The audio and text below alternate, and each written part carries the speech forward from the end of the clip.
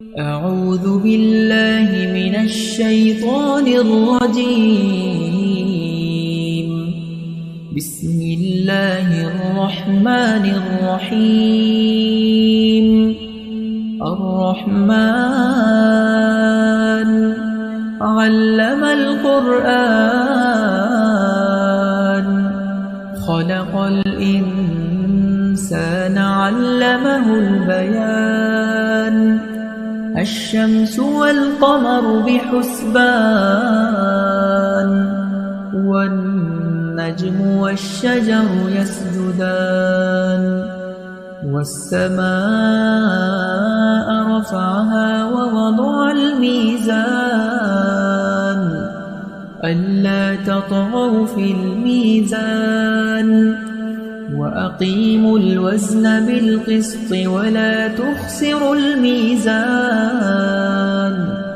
والأرض وضعها للأنام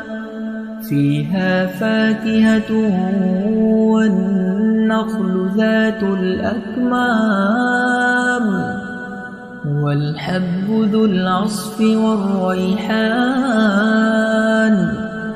فبأي آلاء ربكما تكذبان خلق الإنسان من صلصال كالفخار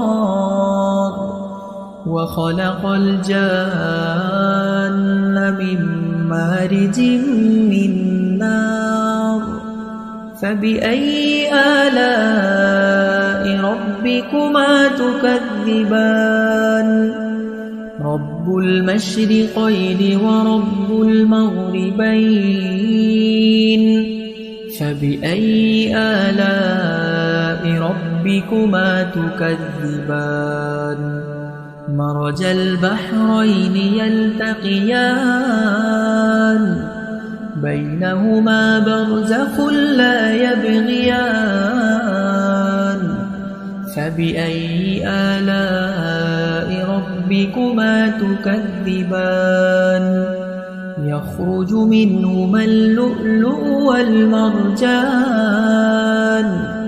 فبأي آلاء ربكما تكذبان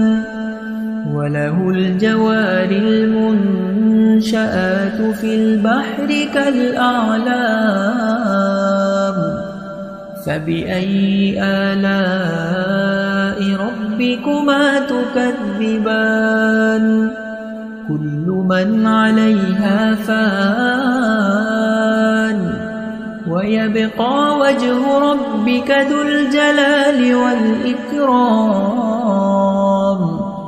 فبأي آلاء ربكما تكذبان يسأله من في السماوات والأرض كل يوم هو في شأن فبأي آلاء ربكما تكذبان سنفرغ لكم أيها الثقلان فبأي آلاء ربكما تكذبان يا معشر الجن والإنس إن استطعتم أن تنفذوا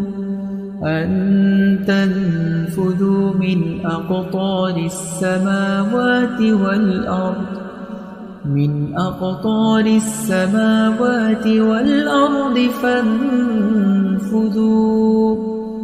لا تنفذون إلا بسلطان فبأي آلاء ربكما تكذبان يرسل عليكما شواظ من نار ونحاس فلا تنتصران فبأي آلاء ربكما تكذبان فإذا انشقت السماء فكانت وردة